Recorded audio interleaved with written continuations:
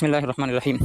இணையத்திற்குரிய அல்லாஹ்வின் நல்லடியார்களே, ஒரு சில நாட்களுக்கு முன்னாடி நம்ம என்ன செய்கிறோம், நம்ம நியூஸ் பேப்பரில் பார்க்குறோம். ஒரு பெண்மணி என்ன செய்கிறாங்க, கடன் தொல்லையால் அவருடைய கணவர் வந்து சில நாட்களுக்கு முன்னாடி என்ன செய்கிறாரு, தற்கொலை பண்ணிக்கிறாரு.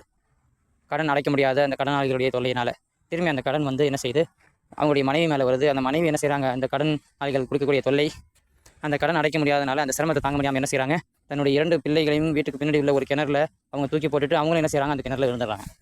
இந்த குடும்பம் யார், ஒரு முஸ்லீம் குடும்பம். அதே மாதிரி அதுக்கு ஒரு சில நாட்களுக்கு முன்னாடி இதே போன்ற ஒரு தம்பதி என்ன செய்கிறாங்க, கடன் அடைக்க முடியல, கடனுடைய சிரமங்கள் தாங்க முடியாதனால என்ன செய்கிறாங்க, ஒரு காரை ஓட்டிகிட்டு போய் ஒரு ரோட்டு ஓரத்தில் நின்று காரை கணவன் ஓட்டுறாரு, காருக்கு பின்னாடி மனைவியும் 2 பிள்ளைங்களும் இருக்காங்க. அவங்க எல்லாருமே வந்து பெட்ரோலை ஊற்றி இந்த காரில் என்ன செய்கிறாங்க, எரிச்சிக்கிறாங்க. 2 பிள்ளைகளும் தன்னுடைய தாயை கட்டி அணைத்தபடி அப்படியே கருகிய நிலையில் இருக்கிறாங்க அப்படின்னு சொல்லி அந்த நியூஸ் வருது. கடந்த ஒரு 4 மாதத்துலேயே வந்து பல விதமான கிட்டத்தட்ட ஒரு 7 குடும்பம், எல்லாருமே முஸ்லீம் குடும்பம் என்ன செய்கிறாங்க, கடன் சுமை தாங்காமல் தற்கொலை பண்ணிக்கிறாங்க. இது வந்து எல்லா நியூஸும் நம்ம என்ன செய்கிறோம், இன்றைக்கி எல்லா செய்திகளையும் என்ன செய்கிறோம், 10ஓடு 11 கடந்து போகிறோம். எல்லாத்தையும் ஒரு செய்தி, எல்லா செய்தியும் நம்ம சாதாரணமாக எடுத்துக்கிறோம்.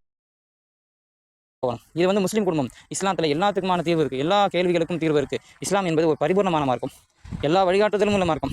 எந்த கேள்விகளுக்கு பதில் இல்லைன்னு கிடையாது, எல்லா கேள்விகளுக்கும் பதில் உள்ள ஒரு இஸ்லாமிய மார்க்கம். எல்லா விஷயங்களுக்கும் காலையில் எழுந்திருந்து இரவு தூங்கும் வரை, சிறிய செருப்பு பொருளதுலேருந்து அரசியல் செய்கிற வரைக்கும் எல்லா விஷயங்களுக்கும் தீர்வு உள்ள ஒரு மார்க்கம் இஸ்லாமிய மார்க்கத்தில் உள்ள. இது போன்ற மக்கள் இப்படி தற்கொலை செய்திருக்கிறாங்க, கடன் அடைக்காமல் கடன் சுமையால் தற்கொலை செய்திருக்கிறாங்கன்னு சொன்னால் இது வந்து ஒரு சாதாரணமாக கடந்து போகக்கூடிய ஒரு செய்தி கிடையாது. இதில் நம்ம எப்படி எடுத்துக்கணும், ஒன்று வந்து அந்த மக்கள் என்ன செய்யலை, அந்த மக்கள் இஸ்லாத்தை விளங்கலை.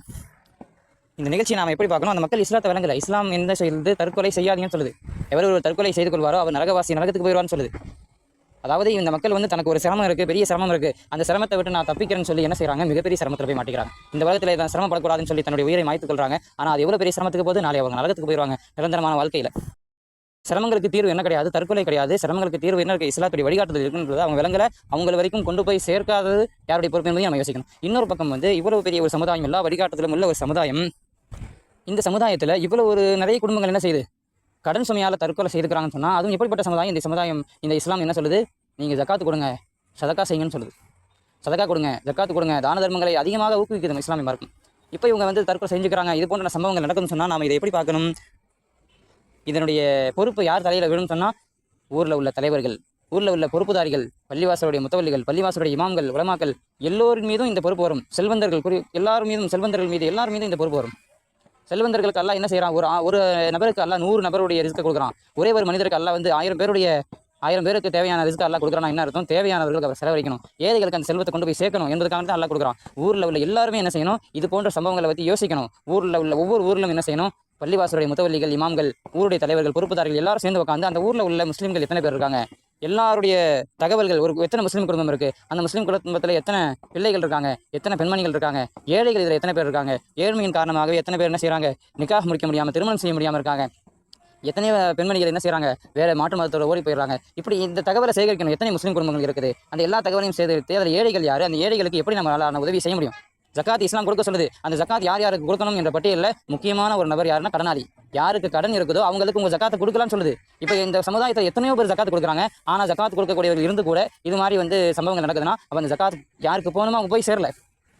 சில லட்சங்கள் கடன் சுமையால் இது போன்ற சம்பவங்கள் நடக்குது. இந்த ஜக்காத் இது போன்ற ஒரு முயற்சி, எல்லாருடைய தகவலையும் எடுத்து அவங்களுடைய தேவைகளை நாம் நிறைவேற்றி இருந்தோம், அந்த ஏழைகள் இந்த குடும்பங்கள் வரைக்கும் நம்ம வந்து போய் சேர்ந்திருந்தோம், அவங்களுடைய தகவல் நமக்கு தெரிஞ்சிருந்துச்சுன்னு சொன்னால் இது போன்ற உயிரிழப்புகளை நாம் வந்து தவிர்த்திருக்கலாம். இது ஒரு முக்கியமான கடமை. நாம் அல்லாஹ்ட்ட நாளைக்கு பதில் சொல்ல வேண்டியவளாக ஆயிரும்.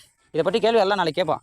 ஆக இந்த போன்ற இந்த சம்பவங்களை, இந்த செய்திகளை 10ஓடு 11 என்ன செஞ்சிடக்கூடாது, கடந்து சென்றாமல் இதுக்கு பின்னாடி யோசிச்சு இனிமேலாவது என்ன செய்யணும், ஒவ்வொரு மஹல்லாவில் பொறுப்புதாரிகள் எல்லாம் ஒன்று சேர்ந்து அந்த மஹல்லாவில் உள்ள தகவல்களை சேகரித்து, எல்லா தகவல்களையும் சேகரித்து அதில் ஏழைகள் யார், அவங்களுடைய தேவைகள் என்ன, அந்த தேவைகளை கூட்டுமா முயற்சி எல்லாரும் சேர்ந்து எப்படி அந்த தேவைகளை நிறைவேற்ற முடியும், இது போன்ற சம்பவங்கள் நடக்காமல் எப்படி நம்ம நடந்து கொள்ளணும், இது போன்ற சம்பவங்கள் நடக்காமல் இருக்க நம்ம என்ன செய்யணும்னு சொல்லி முயற்சி செய்யணும். இது போன்ற நம்ம முயற்சி செய்கிறது ஒரு முக்கியமான, நமக்கு அவசியமான விஷயமா இருக்குது.